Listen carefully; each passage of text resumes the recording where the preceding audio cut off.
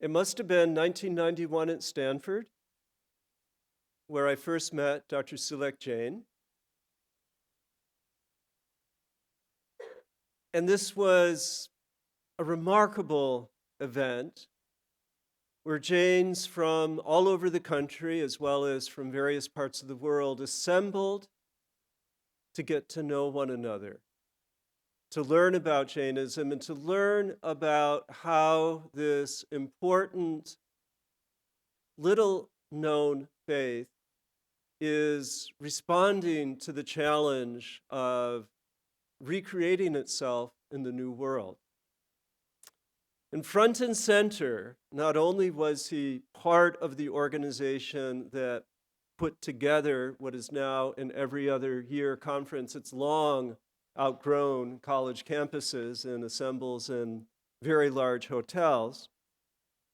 But Dr. Jain, who has worked as an engineer, who has worked as a professor, who understands the worlds of business and of academia, he's the founder or co-founder of the following: the Jain Center of Greater Boston, the Jain Society of Houston, Jain Digest Magazine, the Jaina Library, Young Jains of America, the Jain Center of Central Ohio at Columbus, the Jain Academic Foundation of North America, the acronym says JINA, Mahavir Vision, Jain Spirit International Magazine, Ahimsa Times, which is online, correct? The World Council of Jain Academies, Jain Vishvabharati Preksha Meditation Center in Houston, and a project that we actively collaborate on, the International Summer School for Jain Studies. He's become a good friend, and much of what we do in the world of academia and much of what happens in the Jain community throughout the world of North America owes its vision to the vision shared by Dr. Sulekh Jain and other pioneer immigrants who have cherished what they have learned from childhood, from their upbringing, and decided to do everything that they can in the way that they raise their family and in the way that they emplace themselves within the world. This summer past, he published this wonderful book, An Ahimsa Crisis, You Decide. I was joking earlier with my colleague, Professor Long, that Jeff and I are often called upon in the world of religious studies to write about Jainism, and we always respond, sure, we'll do it. We're looking forward to Stephen and others joining us in this necessary task. And this is part of the reason why the International Summer School for Jain Studies was established, so more and more people would be able to respond and to be able to contribute to the body of knowledge that we have. And in this book, which I cited in a soon-to-be-published article, we get the up-to-the-date status of how to think nonviolently. He offers criticisms to India. He offers challenges to America. And I'm really thrilled that he's able to share this with us this evening. At the close, this book is available in paperback in the back for $10, and the proceeds will go for the support of the various programming here. And in welcoming him to the stage, I feel really deeply honored that he is able to be with us tonight and to share this wonderful inspiration that he brings to the world. Thank you, Dr. Jain.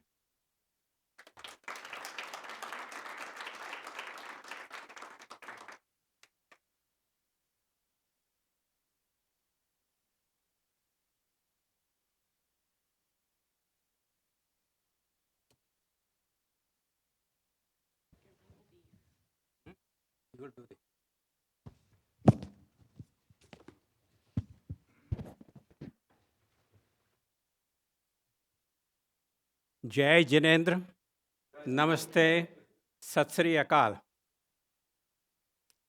Normally, people provide their own, what I could say, introduction. And then the speaker will introduce, and then the person who is going to introduce him will do that, just like Chris did. And then the speaker will say, "Thank you so much for introducing me. It's wonderful."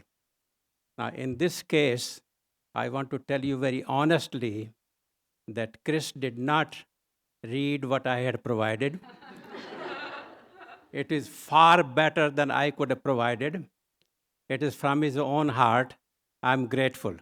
Thank you. So it was not what. So, with that, I'm going to share with you during the next hour or so, not a talk, but kind of a dialogue. I want this to be interactive. I want this for me to take something from you, and you also share what you see from what my talk and from your vision. I want to engage you, not just purely give a talk. Now, before I do that, there are a couple of things. Number one, 5 years ago, I listened to a very inspiring talk by Dr. Jeffrey Long, who gave the VR lecture at Claremont School of Theology. It was very, very inspiring, and I still remember that. So thank you. I also want to welcome many Jain and Sikh scholars who are here who will be talking tomorrow. So again, appreciate. Now, a couple of housekeeping.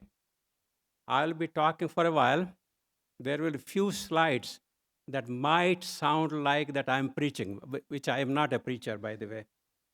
But then I will take you very seriously in somewhat I call, even though the talk is advertised as Jain Ahimsa or something like this.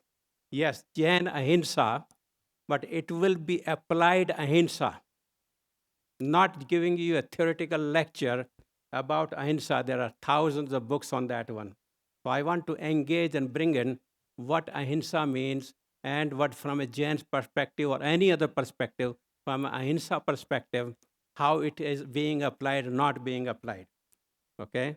The other thing is, if any of you during my talk fall asleep, okay, then please raise your hands, and Dr. Harvinder Jain and I will start singing or telling you some or telling you some jokes, but please do not vote with your feet to move out or go out. Please stay here because there will be a quiz after my talk. Okay. So with that, a little bit. Next, please. You will do it from here.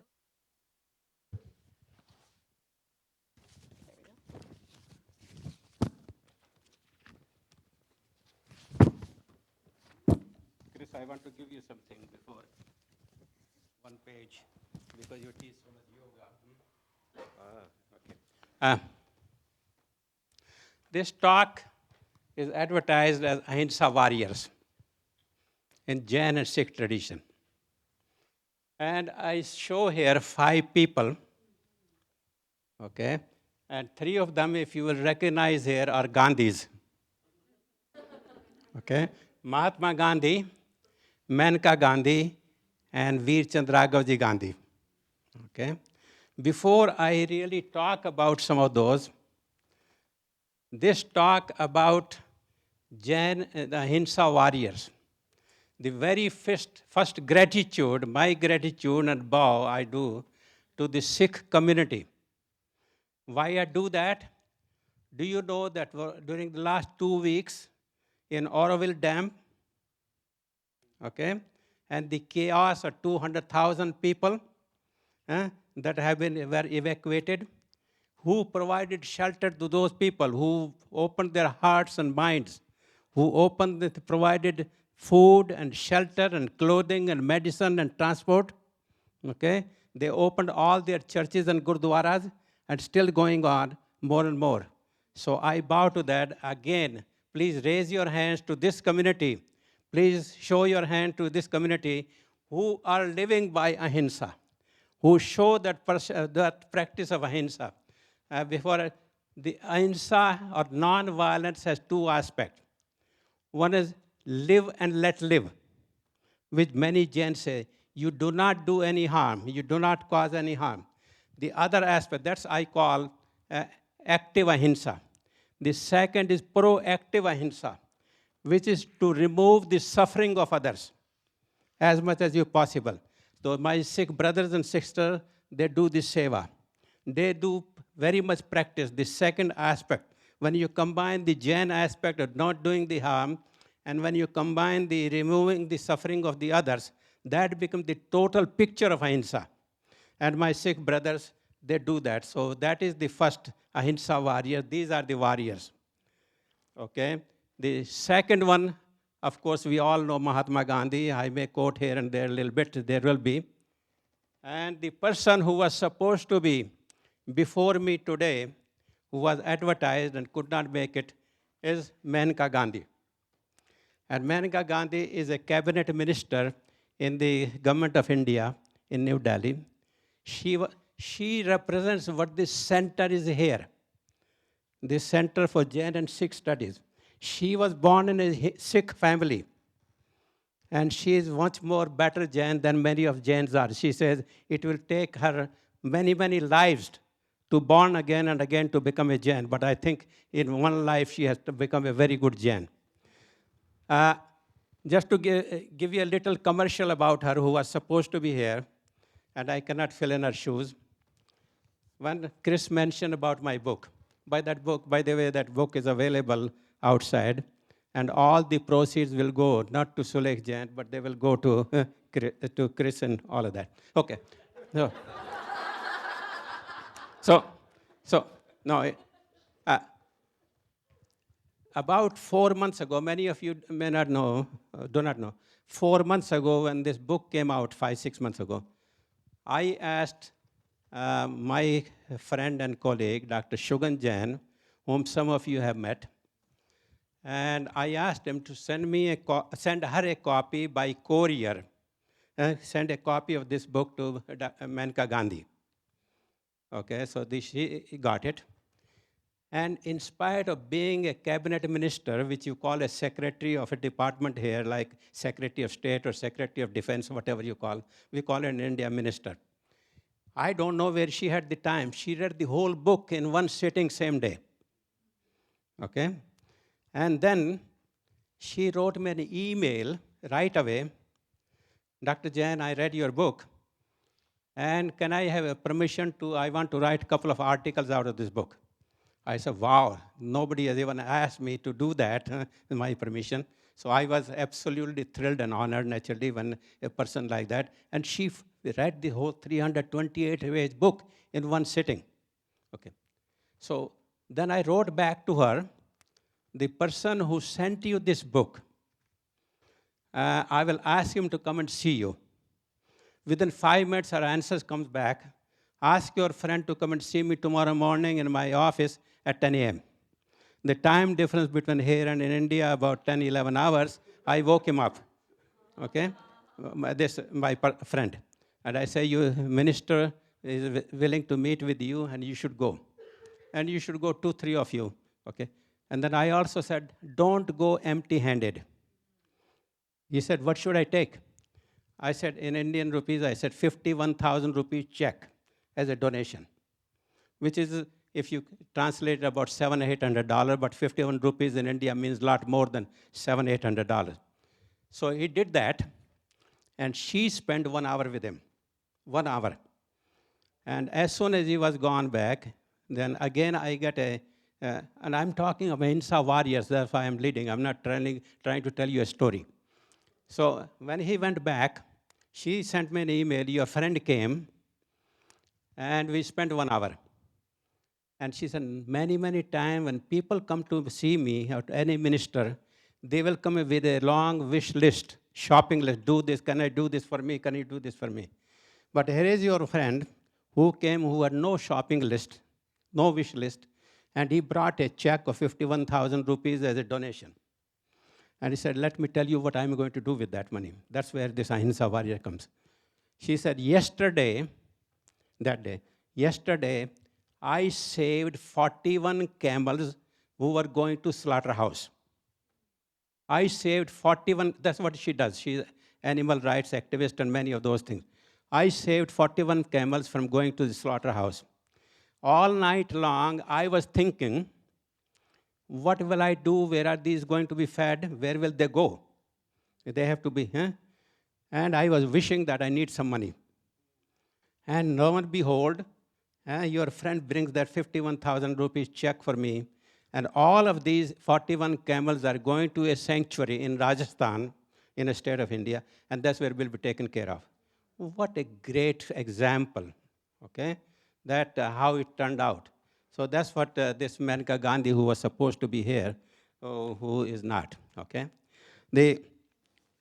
Now this is a V.R. Gandhi lecture, so let's talk about who was that person. So if you can flip that for me. Oh, you will have to run like this?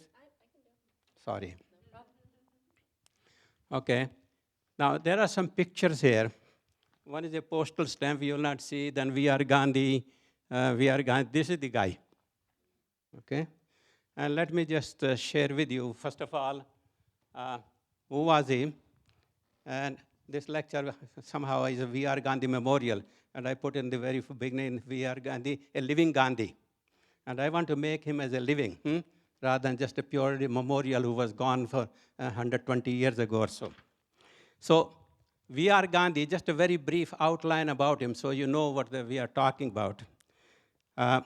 In 1893, at the deputation of his Jain Acharya, who could not travel to USA, Mr. Virchand Gandhi, that was his full name, we are called short as V.R. Gandhi, represented Jainism at the first Parliament of World Religions in Chicago 124 years ago.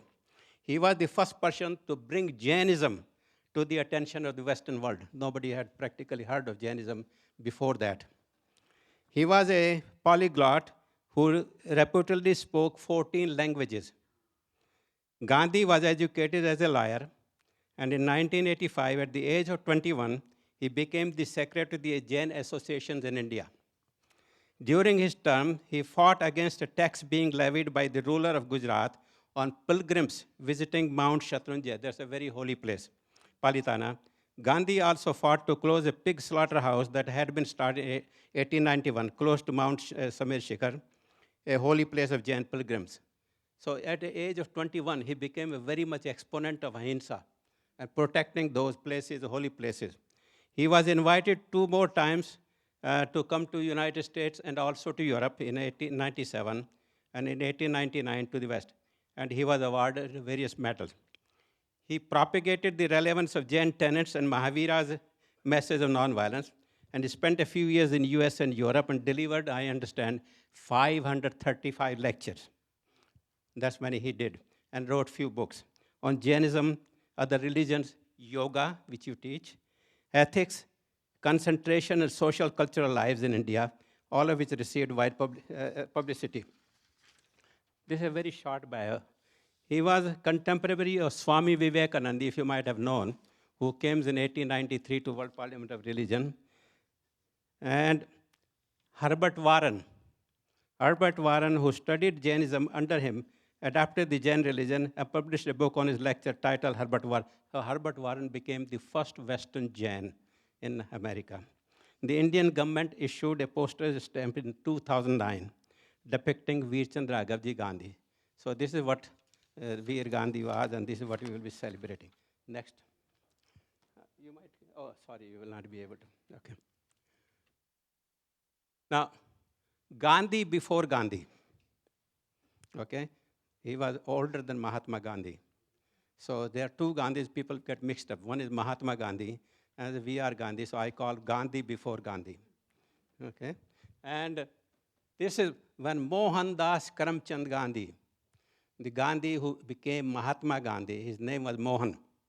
Mohandas Karamchand Gandhi returned to India after studying his bar at law in England, and he came naturally By the way, before he went to India, Jainism had a very strong influence on him. And if we can take a credit during his entire life, from Mohan to Mahatma, Jainism has a significant contribution in converting a Mohan simple man, M.K. Gandhi, in making him Mahatma Gandhi. But so when he came back from England, and he had many, many Jain friends, and he stayed with them, that time he wanted to start his law practice in India. And he met V.R. Gandhi. And V.R. Gandhi said, if you want to start a law practice in India, it has to be ethical practice. Because most of the lawyers, whether you speak, whether you talk them W-A-Y-E-R, L-I-A-R, does not make much difference. They try to make lies into truth and truth into lies, okay? Okay? And they are cheaters. So he said, Gandhi, because of your upbringing, you will probably miserably fail in India as an ethical liar. Okay? But he tried to advise him. So I put this word very in the red, ethical word. And that's my whole talk is going to be. Okay? And so Gandhi could not survive that kind of atmosphere in India. I'm talking Mahatma Gandhi. So he went to where? South Africa. And he went there for 14 years.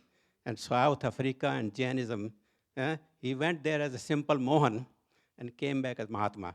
Many of those stories. Next. So this is the contribution of Gandhi before Gandhi to the real Gandhi. Now, this slide, which I will be leading, and I will show this slide at least 3 times with a purpose, because every time I have a kind of different message. What do you see? Cycle of life. Okay?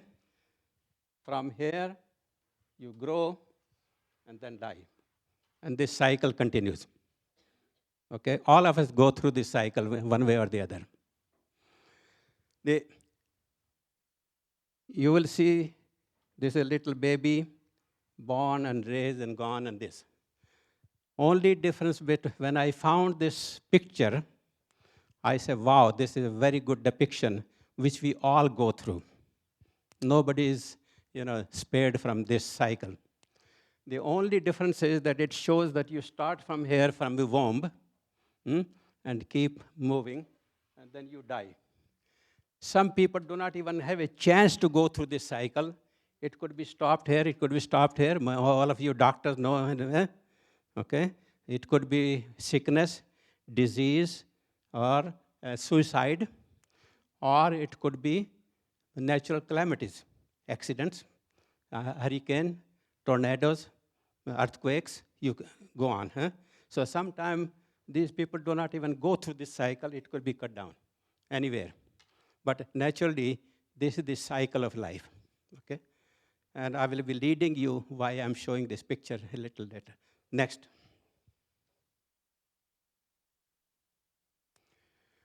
Now, this is a very famous Jain painting. And we call it, of course, the reality of samsara, of existence. And Madhu Bindu, that's the title. If I translated, Madhu means honey, Bindu means drop of honey. That's exactly what it means, Madhu Bindu, drop of honey. What it shows here, and this kind of painting, I was trying to get a very good picture, but I could not.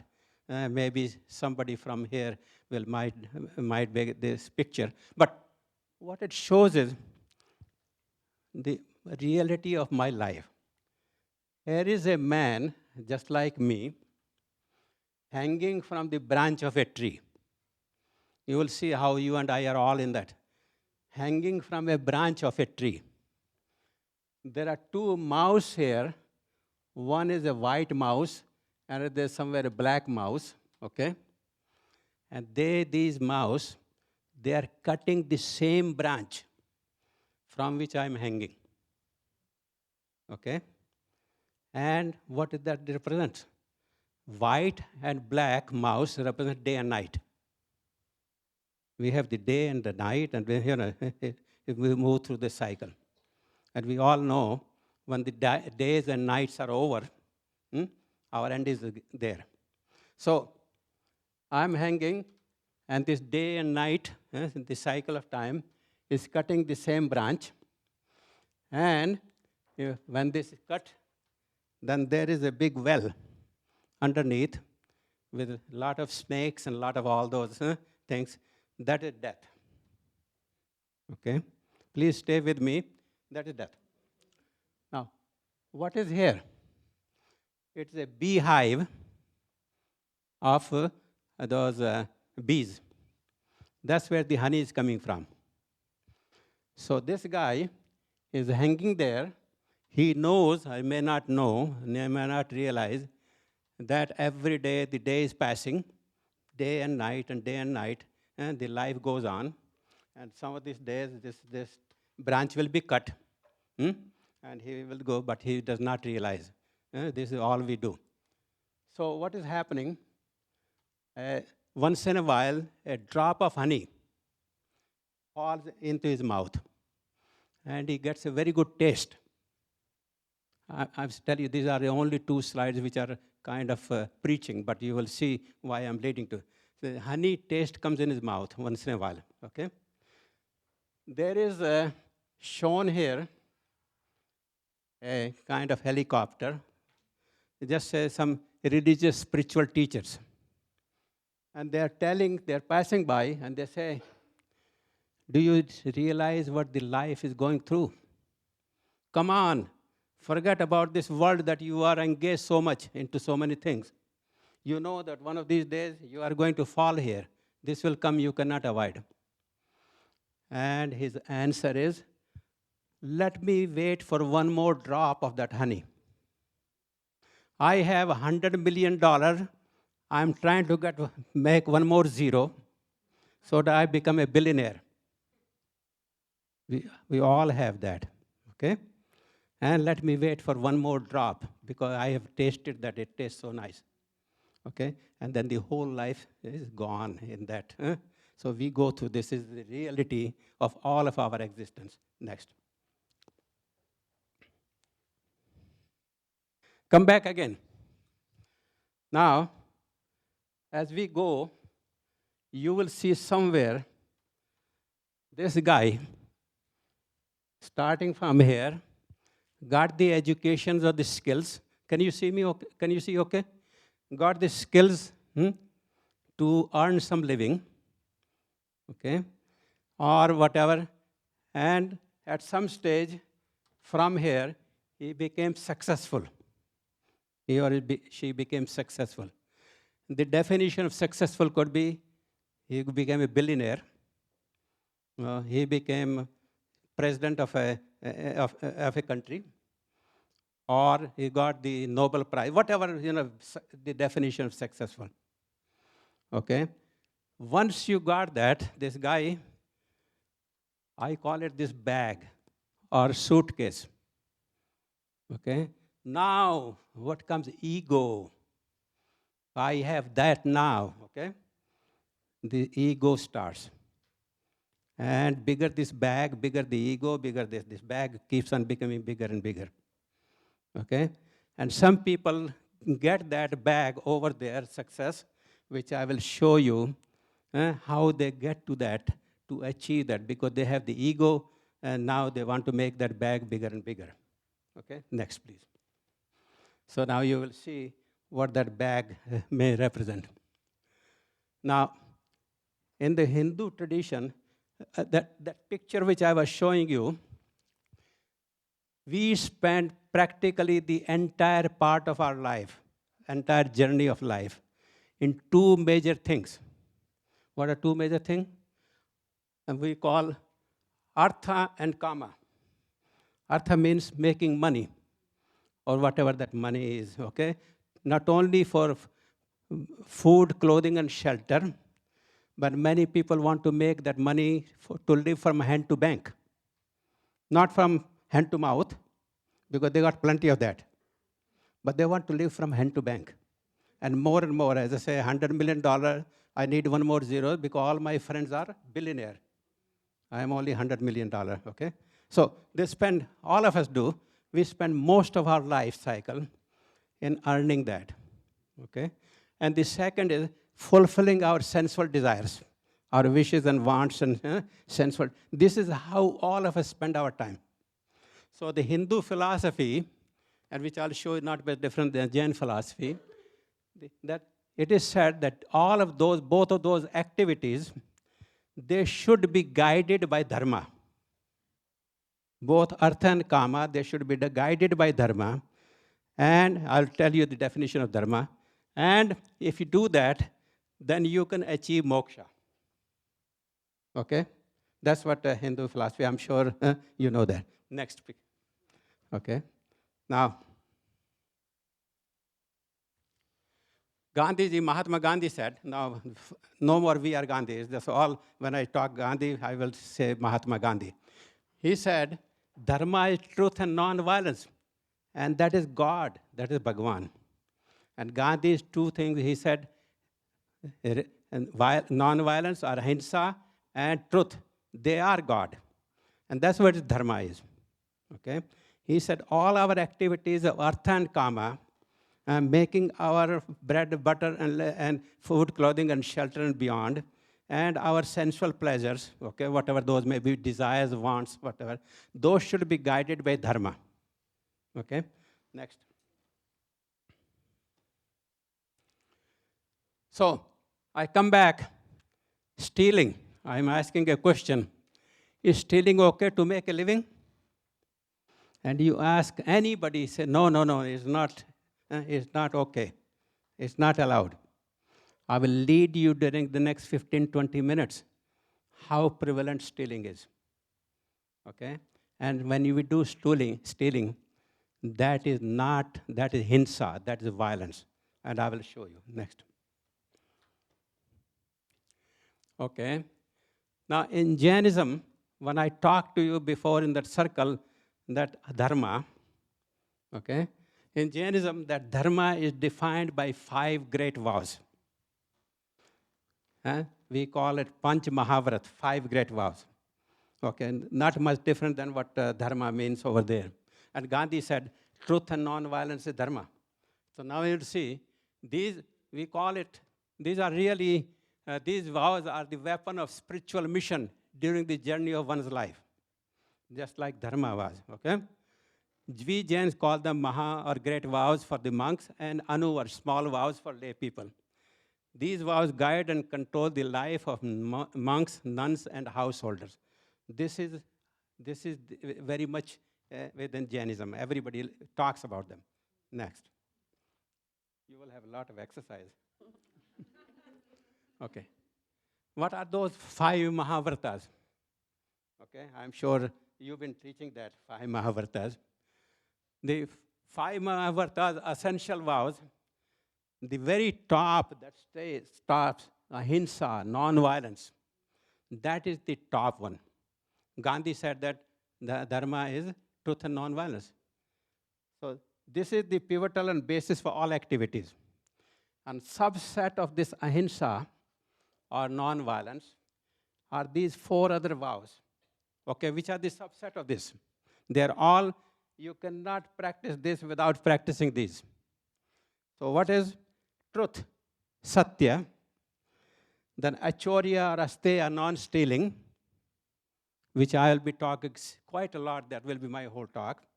Then aparigraha, non-attachment or controlling your desires, limiting your wants. Okay?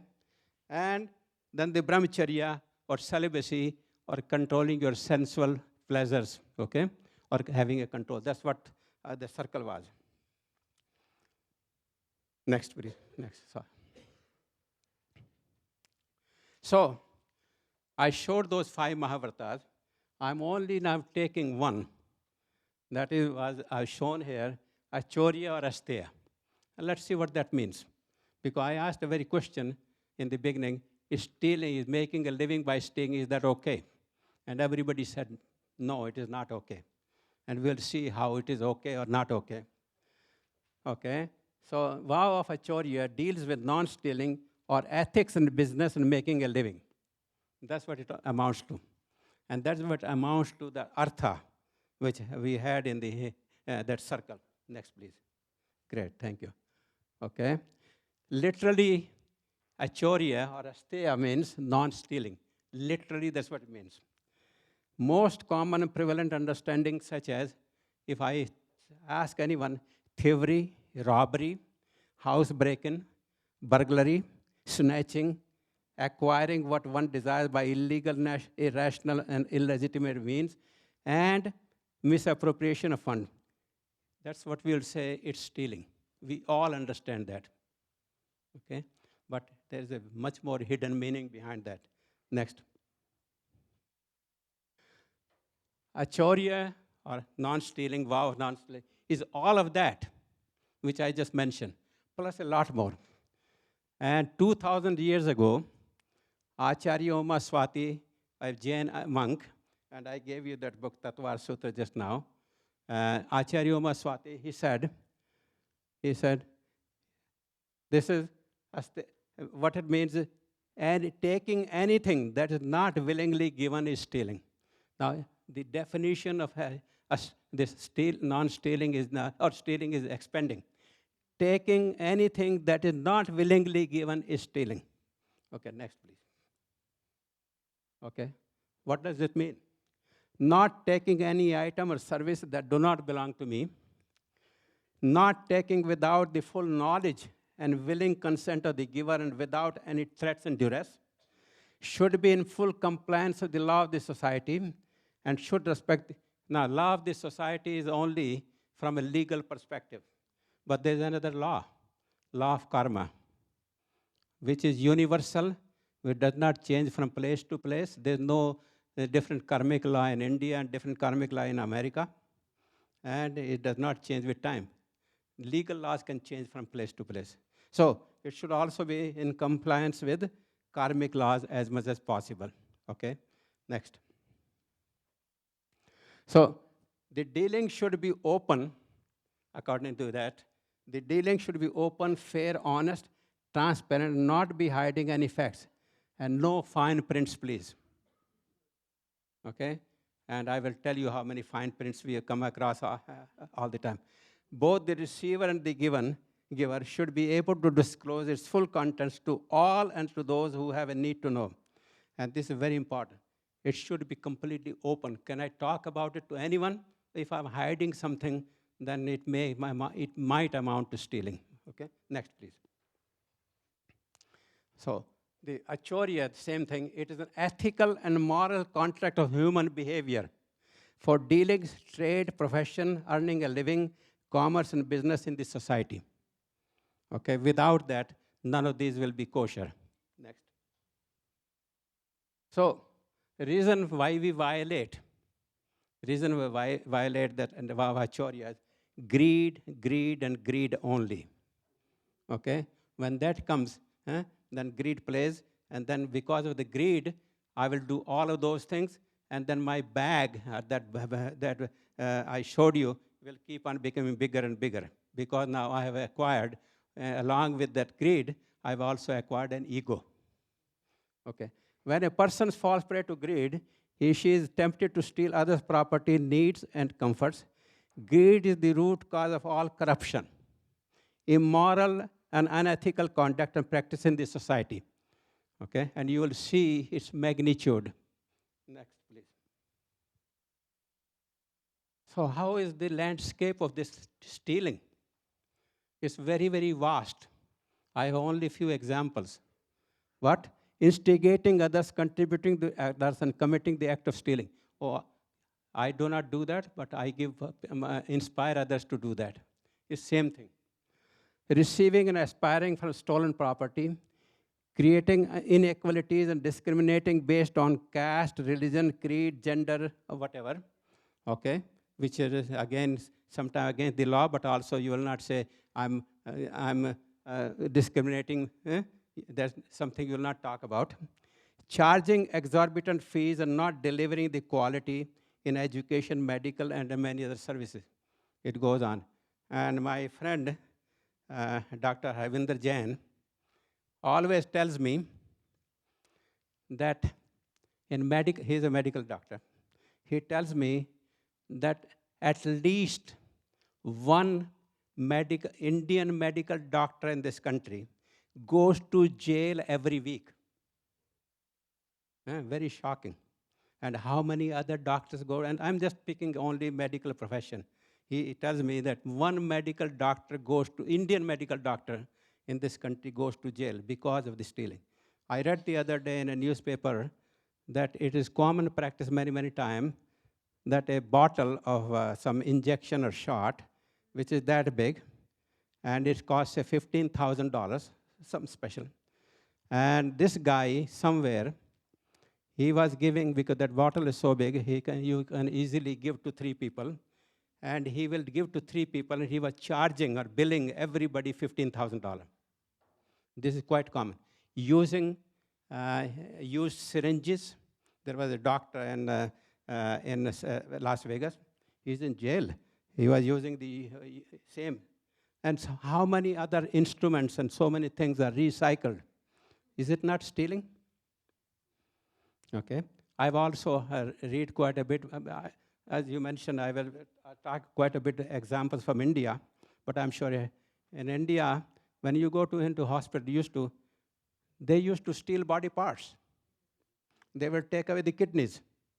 The guy has gone something for something, they take away the kidney because kidney can be sold for a huge amount of money. Is it not stealing? Okay. So many things happen. Okay. So I just want to tell you that when we gave you the definition of stealing, everybody said, no, that's not. But when you look at all this, you'll see many examples. Next. Smuggling, infringing intellectual property, patents, trade secrets, copyrights, trademarks, product specification, and customer list. Goes on in the industry quite a lot all the time. That's stealing. Okay? Plagiarism. Prevalent in academia, political speeches. You know, at the Republican convention, okay, there was a plagiarism in one speech. I'm sure you know that. And this is not just one. Many of us do, okay? And so that is stealing. Okay? This is something, okay, taking milk from cows. Cow is not willing to give that milk to you. That's for its babies. Okay? We force that by forcibly. Cow is not consented to give that. So I call that a stealing. And that's why all this veganism and so many things are based on. Corruption, accepting bribes or favors granted. Adulteration, mixing of materials, lower value, and quality with the higher value of identical materials. Quite prevalent in this society all over the world. Some country more, some country less. Next. Willfully cheating and deceiving customers and patients in the delivery of medical treatment. I talked already about that. Use of false, bogus, inaccurate measures of weights, volume, distances, length, money, temperatures, and pressures. Okay? This is also, this again, stealing. I remember I used to work in the aerospace industry, and many years ago, one very famous aerospace company, I think it was Goodrich or something, they were given a contract, this about 40 years ago. They were given a contract by the US Air Force to design brake shoe pad for the landing gear, which will have a higher temperature capability, so that the plane can land at a much higher speed. And so this was a R&D contract. And then when they were measuring the temperatures and all that, they were not able to meet the specification. Okay? But they forced the management to cheat. And they try to make the curve look very, okay? First of all, the danger. The pilot, the bomber, all of that, okay, he's trying to land, and if the brake shoes catch fire, his life is in danger. But they did that. And the person who resisted and who, the vice president, who said, no, this is not ethical, he was fired. Okay? And so later on, of course, he complained, and then many of those other, his seniors who accepted the whole thing, they went to jail. But this goes on, cheating on the data. Okay, this is very prevalent practice in many. I'm sure it happens in medical research. It happens all over. Publishing papers unnecessarily showing that I have found a cancer treatment. Okay. I'm trying to bring how this cheating goes on. Okay, not delivering promised or expected quantity, short weighing and measuring. Next. Fooling and deceiving customers via false advertising, using fine prints quite a lot, especially America has perfected this art, by the way. Okay? Have you seen how many advertisements this medical medicine advertisement every day, especially in prime time? Then they everything, and then they say this can cause this, this can cause this, this can cause this, or all of those. Okay? Example: auto and prescription, falsifying data, product specification, account books, promising unreasonable sky-high returns to investors, and inflating stock prices. My friends and brothers and sisters, all of that is part of that stealing, a chorye, a stay that I talked about. Next. Outright cheating, theft, swindling, embezzlement, hoarding essential need items, profiting by selling them at excessive profits. Whenever there's some scarcity, the prices will just immediately go up. Dealing and trading in items that are banned and derived from violence to animals and humans. Okay? So many things go on. And by the way, when I go through this, I will have a list, quite an extensive list, for you people who are in academia, who may be from business school. Okay? What are those items that you may study? So it is not just outright. Next. Okay? Trading and marketing in drugs, narcotics, and other banned items, degrading the environment, pollution. Okay, shipping hazardous waste to poor countries. Okay, deforestation, harming the environment. Next. Maintaining unsafe and hazardous work environment. Bhopal gas. When was that? 30 years ago? How many people died? Willfully. And by the way, I'm told by many managers in India, and I'm sure it goes on when I talk India because I'm able to get the data, that if you are designing a, say, fertilizer plant, and in designing, when you prepare the proposal, the people over there, they will put a 10% extra charge if there is an accident or death takes place. Okay? So if the work is going to cost $100, they will make it $110. And they will not spend that $10 to mitigating those causes that can affect the health, and but they will not spend that. If nothing happens, that goes in their pocket. So the human life has no meaning, only the profit.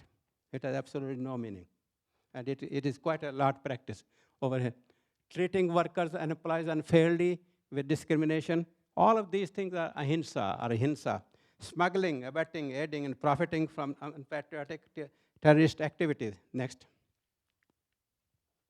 Creating cartels, price fixing. Offering and accepting bribes to gain unfair advantage. And a lot more. It goes on and on. Let me give you a few examples, and then you will see, and then I will take you. Next. Okay. Gandhi. Charitable foundations. Has any one of you from here gone to Gandhi's first ashram in Ahmedabad called Sabarmati Ashram? You have. There are great. There are few. This is very significant, my brothers and sisters. 40 years ago, I went there, first time. And there was, as you enter, there was a big board on which it was written. I want you to pay attention because this is so significant. It was written that Gandhi was first ashram when he came back from South Africa. He lived there for 14 years. He also had a Dandi salt march from there. And when he was living there, he had 4 sons who were studying in various colleges like LMU or wherever in India. And during summer, they will come home to spend time with their parents. So they will stay there for a month or whatever time. and then go back. Okay? So when they were gone back, Gandhi will prepare an invoice, bill. They stayed there for so many days. They used so much electricity and other things in this ashram. They ate so many meals, and the cost per meal was so many rupees. So total bill comes to that. Okay, just listen to me, please. Okay, then he will take that bill and give it to his wife, Kasturba, and he will say, deposit this money into the account of this trust, this foundation. And his wife will say, what are you talking? Our children cannot even come here and eat meals. They cannot even stay here. And we do so much for the entire country, entire nation. Okay? Okay? Gandhi said, listen, my friend, this money that comes to this ashram is not given for the food and shelter of your children. Okay? We are a trustee. Trustee means that, we are all trustee many, many places. We are a trustee. We collected this money only for this was given for the ashram, not for my children. And if we take that, this is stealing. You tell me how many how many foundations, 401c3, charitable foundation, you see people give them how many? Millions of dollars of salary, compensation, all kinds of things. Okay, that's the money which has been given by charity. Okay, so that is the motto, and I hope that sticks to some of the people that trust means trustee, not a single penny be used for that purpose. Okay, that was Mahatma Gandhi. Next. Okay, I say gravest and heinous crime, and most probably a crime that is when somebody violates the vow of Acharya. Cheating, adulteration, greed, and corruption in any business, human endeavor are prime source of himsa, or violence. One must be extra vigilant to avoid and becoming a practitioner of such unethical behavior. Okay? Otherwise, we are not sticking to the applied ahimsa. Next. Society simply call them white-collar crimes. That's a beautiful name we have given white-collar when these big things happen. Okay? These crimes are heinous and deserve the highest punishment ever, even higher than the murder, because these people destroyed not one but millions of lives. When Bhopal leak gas took place, and I'll show you some examples. Those people destroy the dreams, they destroy the future, they cause heart attacks, okay? They rob their savings, okay? It happens. Next. So violation of vow of Acharya is nothing less than the terminal cancer in this society. We have not gone to that step. We don't look at, we call it a white-collar crime, as if, this is white-collar crime in educated people. Anyway, next. White-collar crimes are increasing world over. Okay? This is a fact. Frequency, size, intensity, scope, and percentage increase is directly proportional to affluence, greed, desire to get rich quickly, and a consumer culture. Concentration and disproportionate accumulation of wealth in less than 1% of the society. Okay? All of those are leading to all of that from $100 million to $1 billion. One more zero. Next. Only 8 people in the world own, I'm sure you read all that. 8 people in the world own as much as 350 billion people, 3.5 billion people in the world. What a shame. And unfortunately, Jains are not immune from this disease either. Not a great extent, but I cannot stand here on this platform and say that we are very holy people. That is not the case.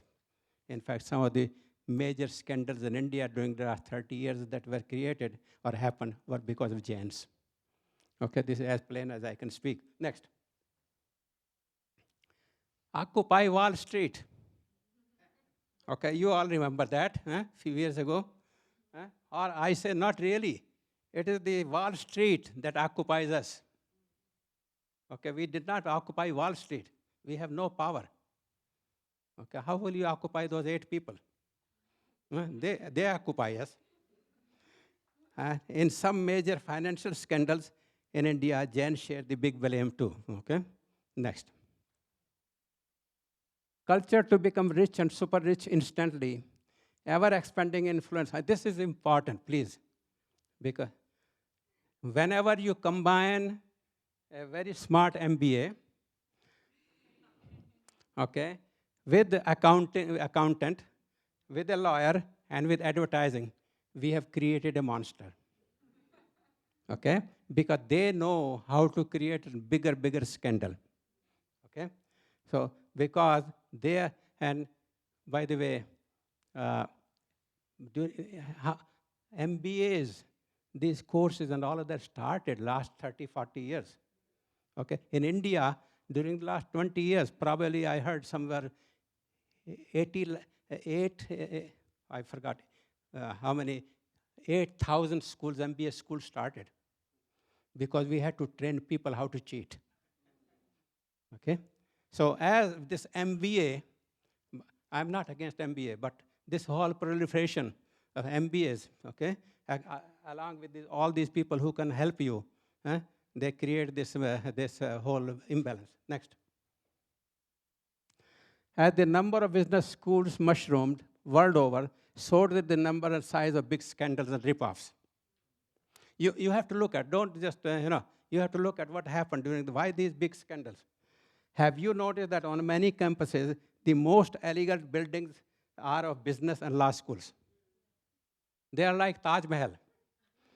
And if you go to the Department of Humanities or Religions or Science and Engineering, their buildings are not, they are as if they belong to previous centuries. Okay, this is true because that's where the money is. Okay, next. Enron. Many banks and finance, Enron, I'm sure you know that. Wells Fargo, just going through. Is it not cheating what they were doing? This, Bernie Madoff, $70 billion, B, okay? And he only got life sentence, okay? How many dreams, how many people he killed? He robbed so many people, okay? Takata airbags. Okay, I'm just giving you, okay? Volkswagen cheating on data on pollution. All of this, these corporations know when you have accountants and when lawyers and when you have MBAs, that's all they, Okay, sky high compensation and bonuses, deceptive advertising, case of pure pomegranate juice. Just 2-3 years ago, they were advertising pomegranate juice, 100% pure natural pomegranate juice. It found out that the pomegranate was only 1%. Okay, rest of this was water and sugar and all that. Okay, next. 50% off common ads of what? Very common. When you go back, then the price is even higher than what it was before. Fine prints and advertising, especially in auto and drug sales. I have a lot of copies with me of auto sales. You go back, you find out. It's not what they said. Deceptive packaging. Orange juice, grapes in India, by the way. Again, I quote some of these things. In India, when I used to travel at the station, there will be grapes and they will be nicely packed in a basket. And when you few grapes, bottom is grass.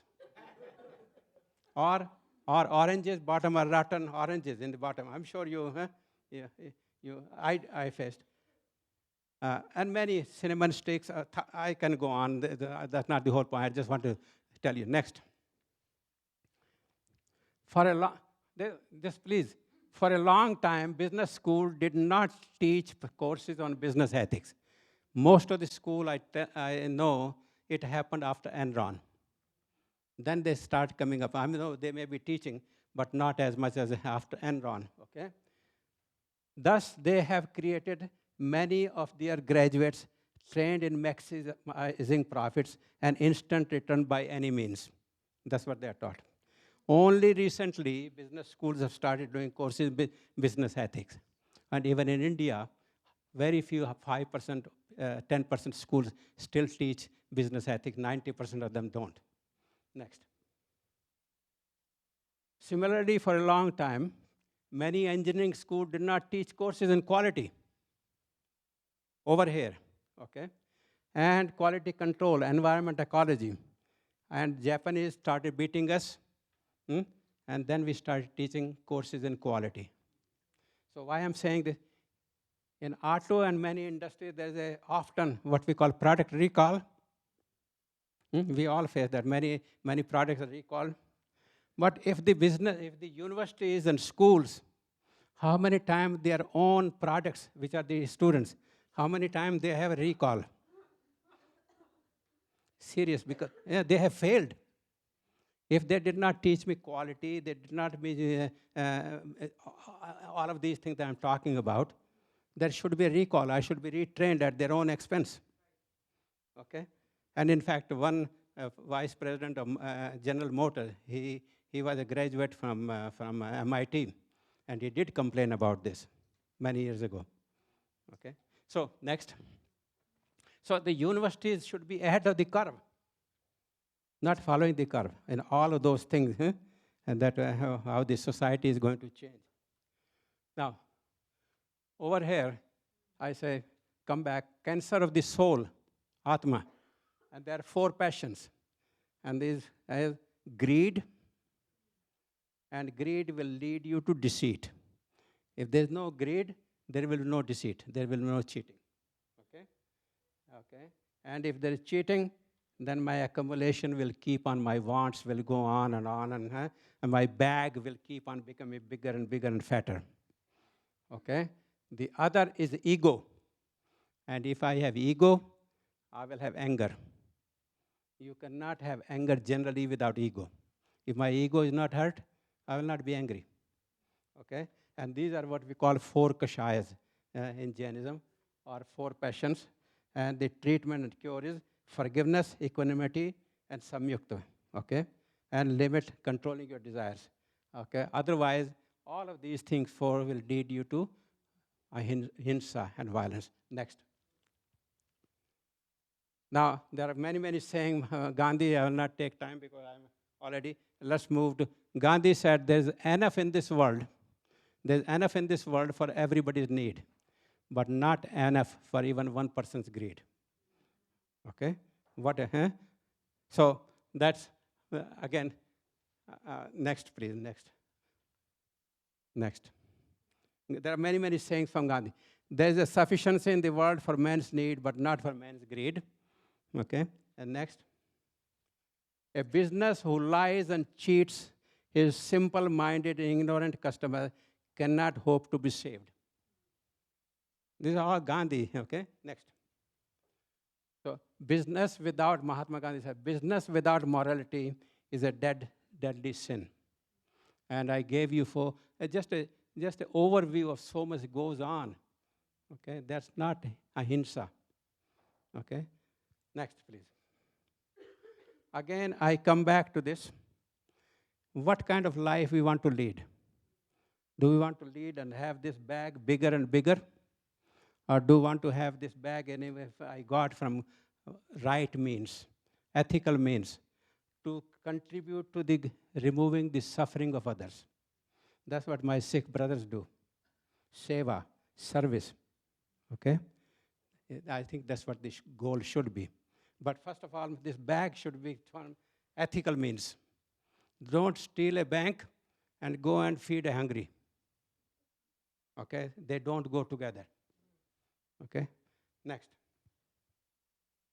So it is purely up to each of us how we want to lead this short journey of life. Okay? It's a short journey, guided by dharma, acharya, or by greed and ego. And each of us has the freedom to choose the path. And you decide, not me, based on the information that you decide. Okay? Now, next. Greed, even this Bhagwan Mahavir, who was the last Tirthankar, last leader of Jainism 2,500 years ago, he said, greed even for a piece of straw, not to speak precious things, produces sin. A greedless person, even if he wears a crown, cannot commit sin. A greedless person, even if he becomes a king, okay, he is not committing any sin. Next. Okay. So what comes back? Jains have been in business for thousands of years. Jain as a community. Majority of Jains primarily have been in trading and business for a very, very long time. And they have been quite successful at it. So my whole question that is arising here, are they following that vow of acharya, non-stealing? Or they are following better than anybody else? How are they? Or are they successful because of cheating? That's a very good question for study. Next. Jains have stayed away from businesses. Okay, because of ahimsa, they have stayed. They will not go on deforestation and harming the environment. They have stayed away from slaughterhouses and factory farming, meat, egg, dairy, and fish industries. They do not go because of ahimsa. Leather products and trade, you will not find Jains in these businesses. Okay, alcohol and drug and product testing on animals. Okay, so this is how they bring ahimsa into practice. Ahimsa. Next. Jains have stayed away from businesses in large-scale hotel and hospitality industry. Okay, because again there are some himsa. If you have a large-scale hospitality industry, you have to serve meat, you have to serve liquor, you have to do many things. So they will not do that. They did not go. So again, at least ahimsa, non-violence, is still a binding contract, binding part of their life. Okay, even in business. Gaming and gambling industry, trading in ammunition and arms, smuggling, and agriculture, and many more. Agriculture I will not talk because that's a different issue, okay? Next. So suggested topic for research and study are types of businesses. If there are people here from business school or any, they should look at types of businesses Jains choose: leadership, culture, and behavior. What makes them so successful? Attitude towards profit. Do they want to make super profit right away if there's something is in short supply? Or they want to just charge a reasonable price, not, Okay. Respect for different stakeholders, treatment of employees, suppliers, and customers. Do they treat their employees better than anybody else? I can give you many good stories. There's no time. If you will ask me a question, I will. Family values of share ownership and impact on the culture of organization. Service maximization or profit maximization. Is that the goal, or is it the service maximization? Good topics for study. Next. Relationship approach to business. Organic growth versus expansion of finance by debt and markets. Why do large businesses stay in family ownership and not go to stock markets? Because if you go to stock market, you will be manipulating the stock price on a daily basis. Okay? Why so many Jains choose professional careers? Because of their values. Jains are in quite a lot in medicine. Jains are in many other those kind of profession. And I hope they're reasonably ethical. I hope, okay? Marwadi and Gujarati Jains, similarities and differences. These two communities are very much in business, Marwadi and Gujarati Jains. So what are the similarities? Next. Contemporary Jain corporation and individuals for study as role model. I give you a list of so many corporations which are as a good role model study, as case study. Global diamond industry and Jain domination. Okay, if you go to Antwerp, if you go to India, of course there is quite a lot of that blood diamond and all that, okay? That, apart from that, which is of course quite serious, I'm not condoning that, but at least Jains are in this, and you can cheat quite a lot in the diamond industry. Nobody knows what the price of a diamond could be, okay? So fair amount, and I have gone to Antwerp and talked to some of these people, how just a word of mouth for millions of dollars of trade on a daily basis, just word of mouth, okay? Times of India Group in India, that's the largest, just like over here, New York Times or Financial Times or Wall Street Journal. Times of India, very large. They're owned by Jains, okay? They have maintained reasonably good. Are they following some Jain values? Small family-owned Jain businesses which have chosen to stay small. Manu Bhai Shah, right here in Las Vegas, okay, has a company which is called MS International. It's $1 billion business. You've been there, okay? He absolutely is a case to study. How he treats his employees, how he treats his customer, what value he provides, okay? I would say, unless you're going to study, I would say very, very ethical. More than $1 billion. He does a business in 67 countries. He has more than 4,000 or 5,000 employees. Okay, so not a have you met him? Okay, so I just say, study these people. Are they crazy? Huh? Okay, next. Sigma Pharmaceuticals. Some of these names are from India and England. Meghraj Group, Ambalal Sarabhai, Virchand Hirachand, Anam Ferodia, SP Jain, and where is Mayuri? Huh? Mayuri is a grandfather, grandpa. Okay? Bhavarlal Jain, Jain Irrigation, I think it's what, $8 billion company, something? Huh? Okay. 8 billion, I may be a little bit off, okay? Very large irrigation. They have expanded the yield of farmers many, many, many times. And this fellow, he died only last year. And he absolutely a Gandhian. Many, many theses have been written. I know several people from this country, from business school, who have gone and written books and studied his corporation and whole motto of ethical business. So big corporation can be. Shantilal Mutha, there's no time. I'm giving so many of these. I just want to make a little note here. Hosiery industry, socks and underwears and many of these come under the hosiery industry. In India, again, it's more than $1 billion industry. It's concentrated in the city of Ludhiana, which is in India, Punjab. And we are talking here Jain and Sikh. It's a Sikh and Jain combination. Jains have the skill of trade and honesty and marketing and financing and all of that. And Sikhs provide the technology. So without these two Sikhs and Jains coming together, they would not have been successful. So Sikhs are very, very good machine builders. They will give them the idea, they will. So this is again a huge company. Next. So, both many, many thanks. I've taken a lot of your time. I'm absolutely delighted. And so namaste, Jai Jinder, Sat Sri Akal. And now, big questions, please. Open for question.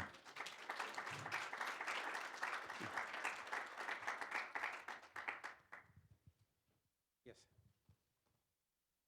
Renewable energy. So much conversation right now about opening more coal plants in India. I'm wondering if you know Jain industrialists who are trying to promote solar energy or wind energy. I think you have a very good question. I have not uh, kept pace with that, whether Jains are in that business, but I do know some Jains I met, they are in the wind energy. Somebody is in solar energy, I have not come across, but that does not mean they are not there.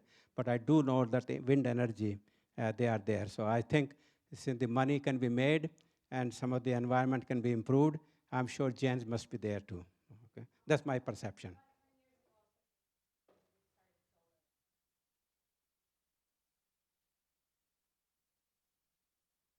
Okay. Yeah, come on, I ask you that there will be a quiz. Dr. Sahota? Wonderful, okay. Yeah.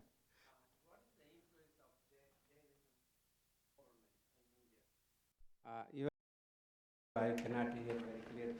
Chris, can you repeat for me, please? Yes. What is the influence of Jainism in the government in India? What is the percentage? What? Influence. Influence. Influence. Okay. Number one, Jains, the number of Jain legislatures is very, very small because they have not gone into politics per se. Okay. But at the same time, today one of the very affluent state in India is Gujarat. And the chief minister, which is like a governor here, he's a Jain. The chief minister of the state of Gujarat is a Jain. Another state of Madhya Pradesh, which is again very big, there have been 4 chief ministers who have been Jain. And I'm coming to, there have been several people in the central government who are ministers who were Jains. Okay? But this is because of their skills and honesty. But at the same time, the Jain influence probably is quite a bit because of they are a huge money people. They are very affluent, rich people. And I am sure they're probably funding many of these politicians. And when you fund a politician, then you are going to get favors. So I'm sure that that influence is there. Okay? Jains are not in politics in India because politics is corrupt and cheaters. Yes, that's why they stay. And also there's a lot of gundagirdi, a lot of these people. Okay? So, yes. So, thank you very much for your talk. Chris, you will have to help me, please. I'm curious if you have given this talk in front of the billionaires. Have you given this talk to the billionaires? And I'm curious, talk to the billionaires? Have you talked to the very rich? and I'm curious if you had or if you were to give this talk to billionaires, because it seems to me that you are calling for if you are calling for an ethical practice in business, which morality is always depending on how we are educated and our consciousness. But when you say that when businesses fall into these type of practices of stealing and immoral practices, they deserve the highest punishment.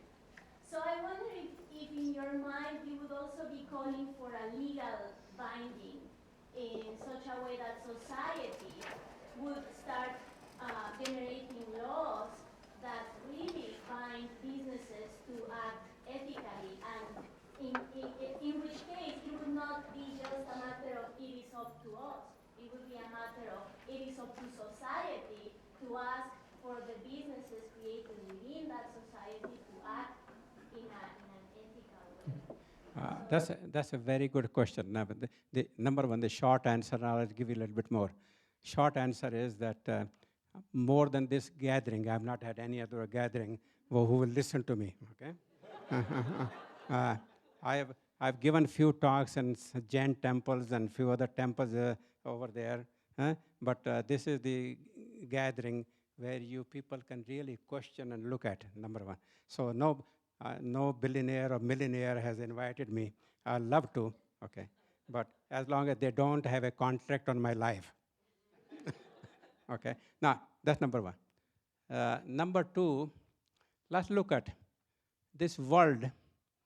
Practically everybody has a customer, and everybody has something to sell. And I say that only the person who does not have a customer is a Swami sitting in Himalayas. Okay? Otherwise, everybody has something to sell, something. Okay? This is fact. Okay? We are all, no matter what you are. Yeah. For you, your students are the customer. If the medical doctor will consider not a patient, but he's a customer, then his attitude will be very different. You as a professor see these people you have a job because of this, they are paying. They are your customer. So it is my duty to satisfy the customer. Okay? And with the specification that we have agreed to. Not less, maybe more, but not less. So your duty as a service provider is to provide the service to the satisfaction to your customer. But at the same time, for you to remain in business, you have to maximize the profit. And maximize the profit with that intent which I told you, that you provide the ethically, the contract that you have with your medical doctor, his contract is when that the patient has come, that I am going to treat this patient with compassion. Okay? Compassion. If the doctor has forgotten compassion, then I think the contract is different. Let's look at this way. How many of you in your home, when you call a handyman, And do you leave your home to him or her and say, do whatever you want to do? Or do you follow him around so that this guy does not steal or does not put anything in the pocket? Reverse that. When I am sick, I goes to Dr. Harvinder Jain, okay?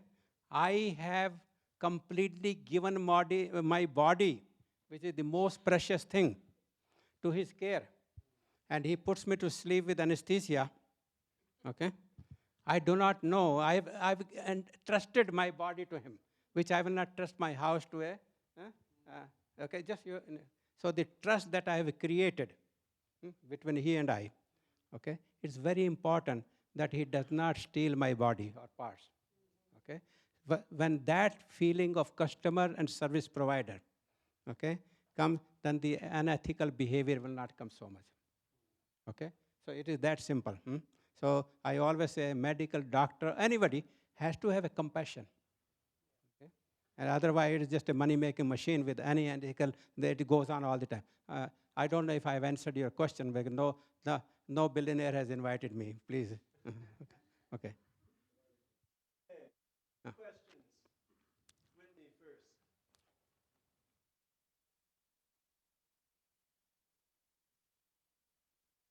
4% is considered, oh, I'm sorry, thanks. I believe, I could be wrong, but in Islam, 4% is considered a just interest rate.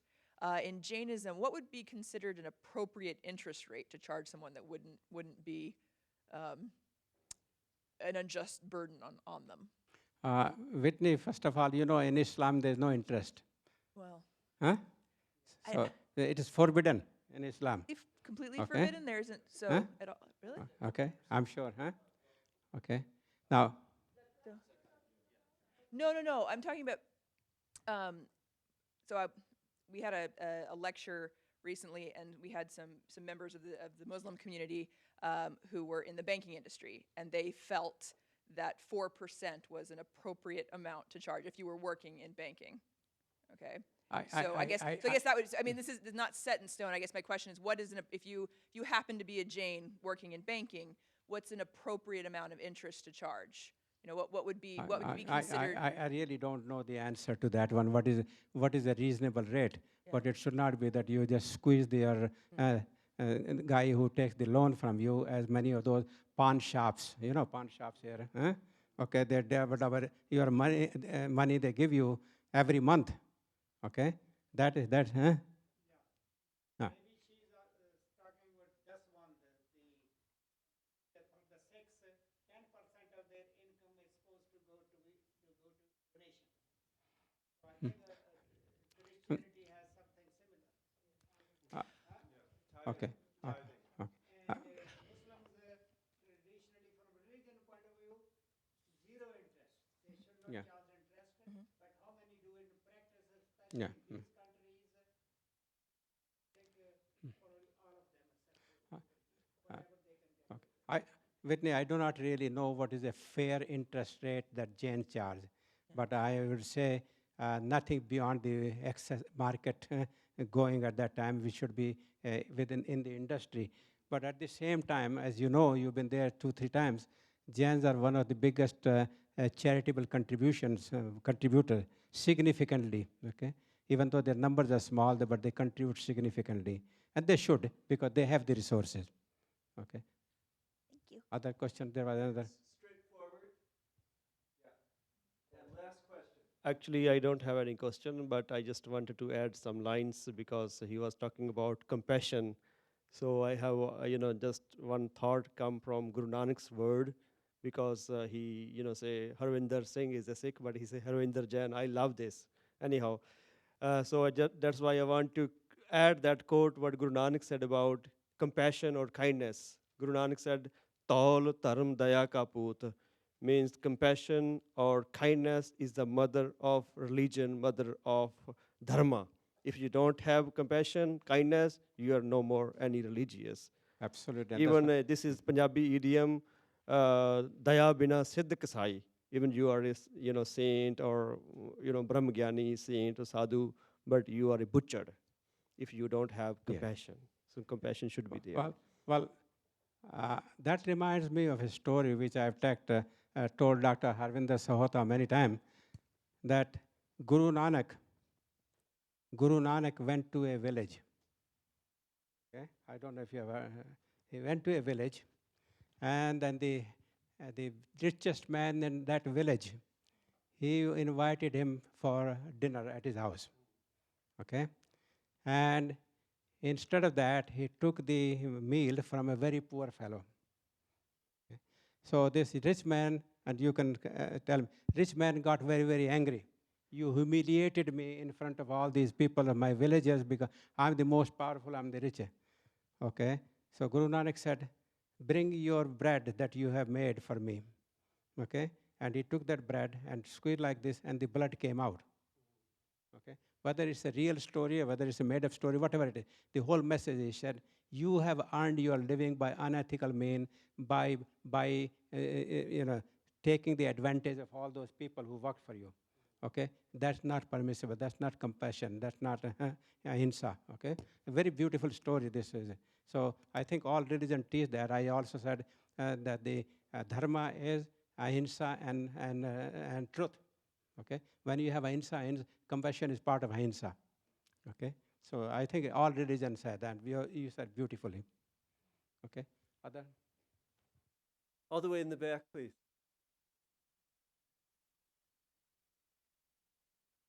Good evening. I'm from Tucson, Arizona. We arrived late because we had to, oh boy, the traffic. I couldn't believe it.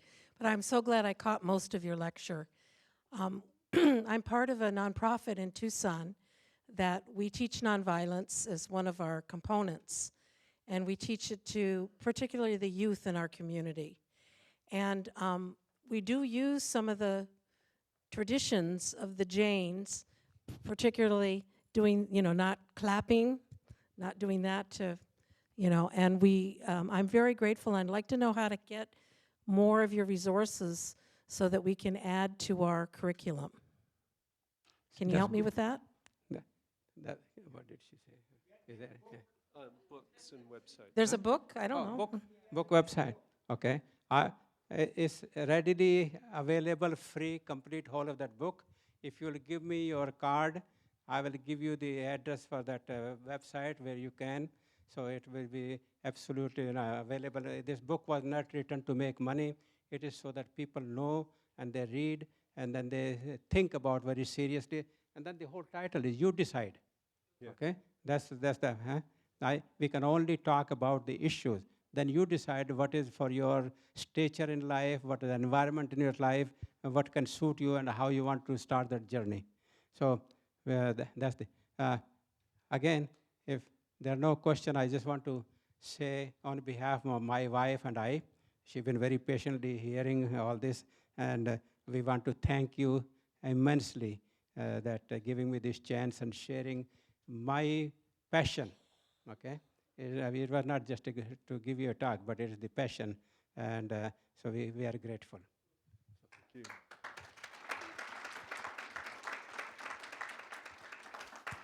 I want to thank all of you for coming, and also to remind particularly the students that we are still accepting applications for you to come to India this year. Also, our faculty, 3 faculty members that are here, actually 4, 5, will be in India together, and we have a program for graduate students, for faculty, and for undergraduate students. I also encourage you to come tomorrow. We start again at 9 o'clock, and I'd like to invite Professor Niranjan Khalsa to come and give a couple of highlights about tomorrow. She's the wonderful organizer of this event. Thank you. Yes.